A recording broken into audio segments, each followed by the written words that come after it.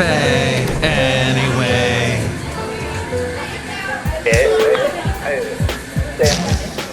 Mike's Daily Podcast. FF episode 2181-2181. Hello, lovely lady friend. You're here on the first podcast of the year with the Mike's Daily New Podcast. Year. The first podcast that she's been on this year. Hello, it's great to have you here. We went walking and we got ourselves a beer. No, we didn't. We got instead some... Mochi donut. Mochi. A mochi? Mochi.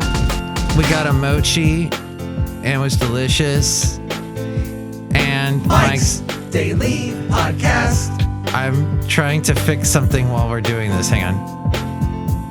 There, it's a little bit softer. Mike's Yes. Daily We were blasting this song Podcast. super loud in our ear holes. Yeah! And now it's nice and calm Yes. in our ears. Burn a Mike's Daily Podcast. Yeah, we got mochis. Was that it? Mochi, I think. Mochi Doughnuts. Oh my God, they were incredible. And they're like these. Okay, so here I'm going to explain. You ever had those donut holes that are stuffed with like custard? It kind of had that sort of flavor to it, only it was a donut. It's almost like a cronut, I think is similar to what we had. Are cronuts filled with some kind of custard? I believe so, yes. Oh, okay. I don't think these were filled with the custard though. But No. but they had a really doughy, or I don't know if it's dough that is used. I'll have to look that up. There was dough because it was a donut involved. So the dough was there. Is it though? Is it dough? Is it dough? Is it dough? Is it dough? I'm gonna have to look this up Okay. on the spot. We were just Fact check. fact checking, Come to you. which is Detour. yes. Okay, she's gonna do that because we live in a fact checking world. No. We Here's should. today's podcast picture. The podcast picture today is of a place that my lovely lady friend and I went to. You can see it at mikesdailypodcast.com. And generally, wherever you listen to this podcast, the podcast picture is included. If it's not, then you need to change your entire life and stop listening to the podcast the way you're doing it because you're missing the podcast picture. So it's called Mavericks. And Mavericks is over there near Half Moon Bay in the Bay Area. It's on the Pacific Ocean. And it's also close to Sail Rock. Oh, Basil and I went there years ago together. The late, great Basil the boxer. See that picture at mikesdailypodcast.com. Okay, a Mochi donut. Oh, Basil, you would enjoy a Mochi donut. It consists of glutinous rice flour, all-purpose flour, cornstarch, baking powder, granulated sugar, silken tofu, egg, and water. And they're usually glazed. Thank you for finding that. You're welcome, my love. You would think that tofu and a donut, those two would not ever go together. Yeah. But it is incredible. I'm converted. You are? I am. You've converted to the Mochi donut religion? Mochi donut. Yes. It's not a religion. It is for me. Now. It's a religion Homer Simpson started. Donut. Mochi. Well, let's see. I would like to do a quick disclaimer that what I'm about to say does not in any way pertain to any place I work at or any people that I know. They may not agree with me. I hope they don't, because that's what makes us all great. We all have our own little opinions, our own little belief systems. My lovely lady friend works with people who have sometimes a hard time. Their belief system may be a little bit askew, and she kind of sets them. It's not a belief system, huh? It's more like your what is it, Laszlo or Maslow? Who's the pyramid of needs? Maslow. So like at the bottom, you have your basic needs, like your food, water. And then at the top, it's your actualization. Yep. So I guess I'm not talking about that. I don't know what I'm saying. But today was an awful, awful day in Washington, D.C. My lovely lady friend's never been there. I've been to the Capitol, and it's like seeing what was happening today just disgusted me. And what disgusted me even more is there were people on the radio that were promoting that were not, they were in fact criticizing the politicians for having a problem with the people crashing into and causing disruption in the Senate. And did you know that, like, the votes, all those electoral votes, they could have been set on fire, they could have been burned, they could have been destroyed? It was pandemonium and awful, and I just was appalled what I saw. I think, was it, interestingly enough, was it George W. Bush? Yes. Who said that that this is something you would expect from a banana republic. Banana republic, yes. I never thought I'd agree with W. Or Mitch McConnell. Mitch McConnell said some stuff today. I'm trying to find it. I had it on my phone earlier. There are always first. He actually spoke. Yes. Some words of wisdom. Mitch. He said that Trump claims the election was stolen. The assertions range from specific local allegations to constitutional arguments to sweeping conspiracy theories. Mitch McConnell said, I've supported the president's right to use the legal system, dozens of lawsuits, perceived hearings in courtrooms all across our country, but over and over again, the courts rejected these claims, including all-star judges whom the president himself has nominated. Every election we know features some illegality and irregularity. This is why I'm not a politician, because I cannot talk. That speech would not have worked had I had to read it. But Mitch McConnell somehow got through that word. Of course, he says that's unacceptable. As we go outside a cafe anyway, we're bringing Mike's Daily Podcast somewhere in Podcastro Valley. He didn't say that either.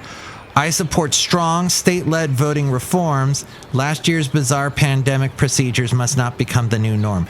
I didn't like that statement, because what do you mean? Like, we won't be able to vote from home? Is that what he was alluding to? Because he was saying pandemic procedures, which that implies voting from home, because you can't show up at an election facility to vote then in pandemic. Actually, here in California, we could have still voted at the polling place. We just had to wear our mask. Yeah. But then they had the mail-in option, and that just made it so much easier. Yeah, I don't know what he meant by that. Maybe he was referring to that, just the safety protocols, COVID protocols. But my colleagues, nothing before us proves illegality anywhere near the massive scale, and he reiterated, the massive scale that would have tipped the entire election, nor can public doubt alone justify a radical break. It's interesting he said radical, because that's exactly, the radicals stormed Congress today. When the doubt itself was incited without any evidence, the Constitution gives us here in Congress a limited role. We cannot simply declare ourselves a national board of elections on steroids. Yeah, I mean, that to me, when you read that earlier, I was flabbergasted. Like, I had to pick my jaw up from the floor, because this is Mitch McConnell saying these words. And you know, we've talked about this. He is a sly fox. He's a chameleon. He tries to fit in with every Republican leader that comes through. He chooses his words wisely. He knows exactly what he's saying. When he says what he says, he's not impulsive like some other leaders. So he knows exactly what he's saying, and he chooses his words for effect, for a reason. And for him to say that, those are really pointed words. There isn't anything disingenuous about what he's saying. This ish is real. Thank you. Thank you for not cussing on my show. Thank you, love. Can I just say what you've been saying all day today is that you were like, Oh, like we should be surprised now? And why is Mitch McConnell doing this now? Yeah, He could have done this weeks ago. I agree. Months ago. And everybody, and you said this to me yesterday about how the call that Trump made to find me some votes. Yeah.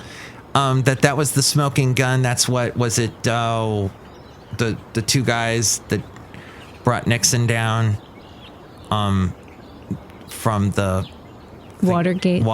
Was it Paul Newman or was it Robert Redford? Robert Redford, yes. One of those two guys. So, yeah, one of them actually, is it Paul Newman's gone. He passed away. He did. Okay, but yeah, the guy that writes the books that's really smart, he said that was Woodward. Was it Woodward?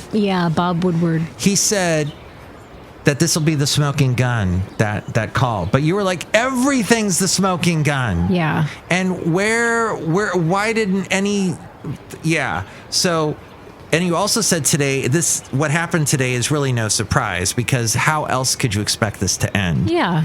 The followers of Trump love Trump because he quote unquote he said, I'm going to quote unquote drain the swamp, which you know what, so they'll follow him to the ends of the earth because they think that he's the only true politician they can trust. But he's not, because he's not a politician. He came from reality shows and he's a businessman and all that stuff. So the fact that Trump did not in any way, all he said was be peaceful or some tweet. But then he doubled down on the whole, this is an unfair election. We'll never concede. He said, we'll never concede. And so then Biden said today, and I'm completely missing the saddest part about that whole thing is that a woman got shot and died. So, I mean, that makes this day extremely foul. Yeah.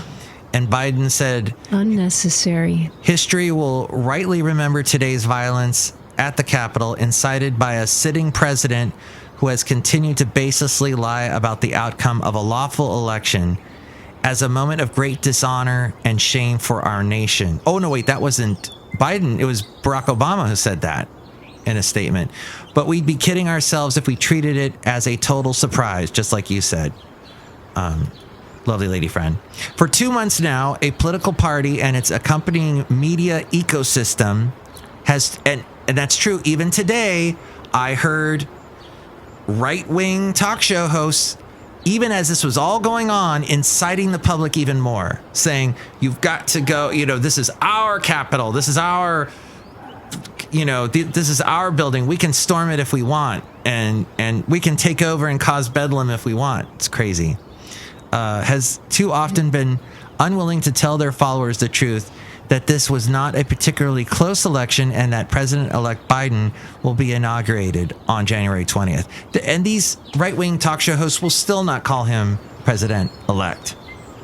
They just bury their head so far in the sand.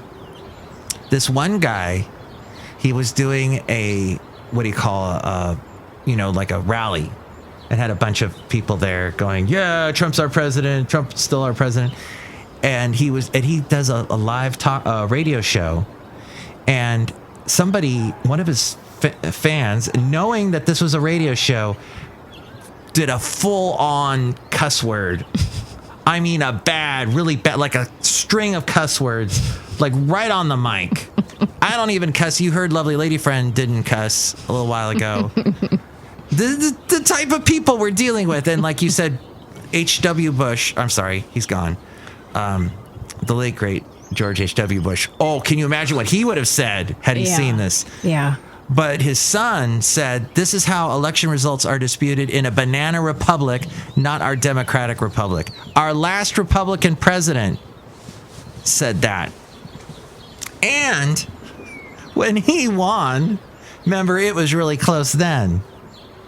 And did Al Gore, he contested it, but was it anything like this? No, he conceded at some point because he knew if he didn't, everybody on the other side would be calling him an insurrectionalist.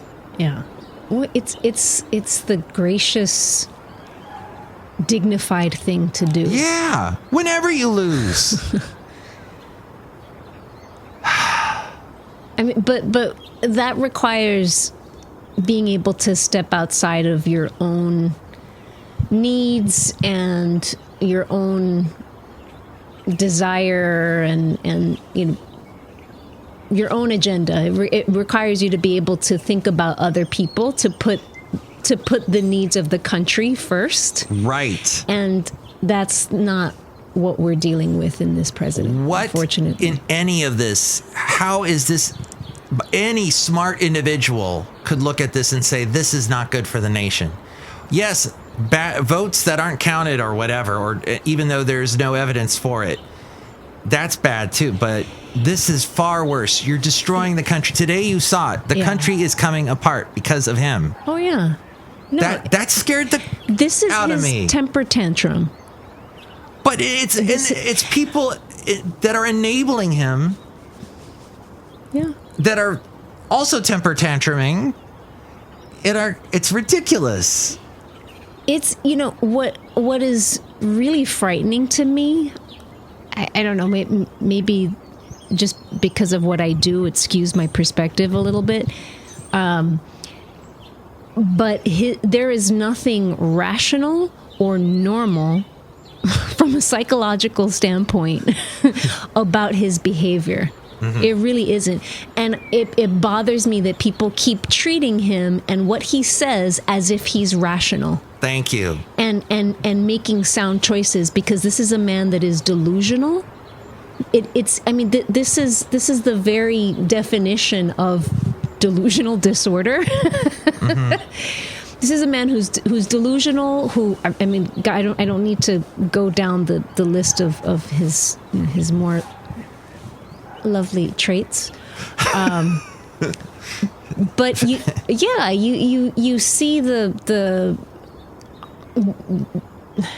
what's I'm having a brain fart here, but you see the tragic consequences of following someone who is not sound of mind. Mm-hmm. He's not sound of mind, so let's stop pretending that he is, because he's not. Mm-hmm. Yes, and you know what? That is a fact, and facts at some point make it to the surface, and so everyone who is following him are going to have a cold realization that, oh my gosh, what have I been doing the past 4+ years? Yeah. Wow. Yeah. Delusional megalomaniac. Well, we got a little political on today's show, we did. But today it scared me as an American what I saw. It should scare you. And it made me sick to my stomach, and I don't hopefully this was the low point. Yeah. I'm hopeful. Yeah. But that just was not good. So but the hope is that this is it's unfortunate, it's sad, it's tragic, but the hope is that we can turn this into a galvanizing moment. Mm-hmm. And rather than, let ourselves be derailed by fear or whatever else comes out of this, that we use this as a learning opportunity. Yes. Like, this is what we don't do. Mm-hmm. Or, okay, what needs to change? What needs to change? Because we clearly can't go down this path. We can't keep going down this path and not expect that there's going to be more ish like this happening. Yeah. Hopefully this can just be looked at as one of the last echoes, the dying gasps of 2020. This ain't going anywhere, love. Just because Trump is leaving office, think about almost half of Americans who voted for him. They're still out there. They're not going away. Mm-hmm. And their beliefs aren't going away anytime soon. Mm-hmm. So this is something that we're going to have to live with.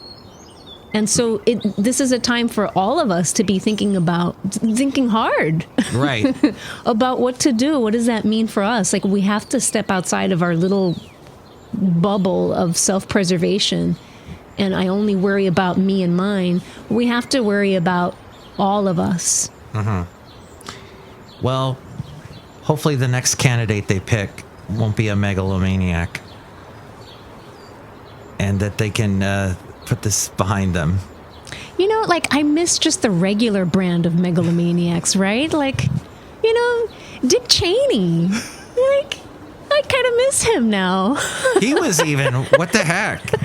Yes. Why are we disputing the vote? Yes. Yeah, he was, why are we contesting this vote? I just have to say, when you're holding the mic like that, you make the, here. Oh. You're making this noise. Wait. Yikes. This thing? That's kind of annoying. Uh-oh. So don't do that. I won't. Stop it now. Yikes. This is my show.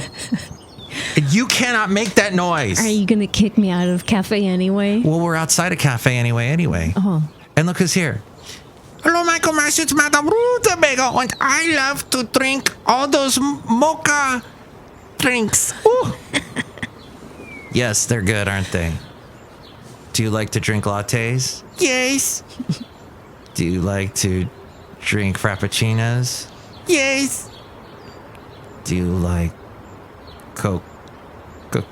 No. Okay. That's one of my. That was very enlightening, wasn't it, to hear that? Look who else is here. Hello there, Mike. This is Valentino, the parking attendant. And this is Bison Bentley. Do you know that? Mike, we had the perfect Republican candidate in Chris Christie. He was the best day. Yeah, Chris Christie. 2028 or something. Do you know that? Okay. Yeah, Chris Christie seems like a little puppy dog compared to Trump. It's crazy. Can you imagine a Chris Christie, Rudy Giuliani ticket? Wow. They both ran for president. Well, you know, we hope you didn't get too offended by our wonderful little political rant.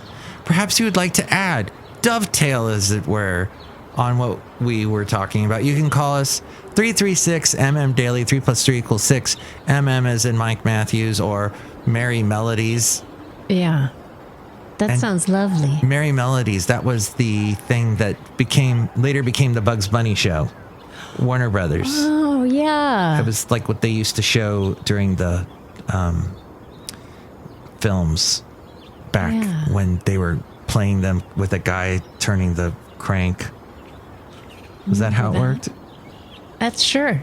Why are we talking so softly now? I don't know. I got all excited and angry, and now I'm all calm. Exactly. We got it out. But you know, love, hopefully this conversation will encourage other people to disagree, agree, but the point is to have dialogue. Yeah. To talk about it. Oh, and this one guy, I get so mad at the media. The way Trump gets mad at media, I get mad when I see stuff that just irritates me. Right-wing talk show host I heard today talking about how, it was okay, totally justifying. And the way they do the pretzel logic to justify some of the stuff that Trump is saying or some of the stuff he's doing. But this talk show host was twisting himself into a pretzel saying, hey, it's the right of people to go in there and to protest because it's in the Constitution. And yet they are like completely desecrating these sacred halls of the Capitol that, the whole basis of our country. Oh, that's okay. Just run in there and set stuff on fire and shoot people. Well, it wasn't them that shot, but it is terrible.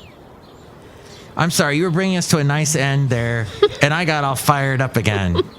That's what this does. I was angry cooking today. Do you remember this morning? Oh, that's right.